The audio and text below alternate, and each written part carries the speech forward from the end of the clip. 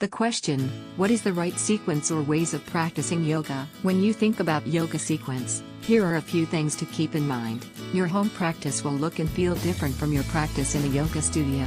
And that is completely okay. At studio it is always flowing seamlessly from one posture to another. While at home it may not be like that.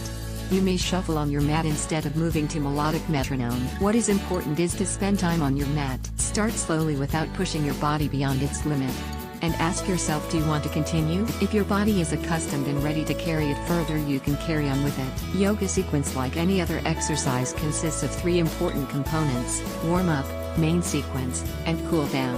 1. Warm up. Loosen up major muscle group before jumping into complex yoga poses. Some of the good poses to include are standing side bend, crescent lunge, warrior pose, low lunge, mountain pose, cat-cow, pigeon pose, happy baby, yogi squat. 2. Main sequence. After you are warmed up, start with your main set. It depends on your intention of practice. Most sequences are linear, that is, one posture follows another in such a way that transition from one posture to another is smooth and in step-by-step manner. Work towards a peak pose.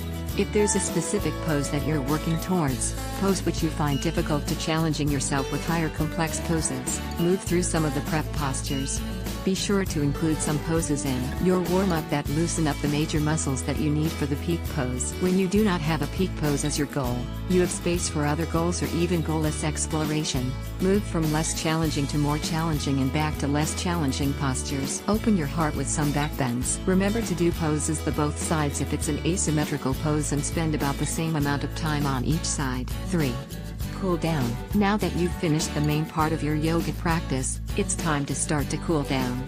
Again, include poses which involves opening up of joints and stretching of major muscles. For relaxation, include Balasana and Shavasana, one of the best. That's it.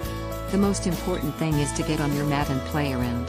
Don't take it too seriously and do what feels good for your body. Source: Sequencing Primer, 9 Ways to Plan a Yoga Class. My notes.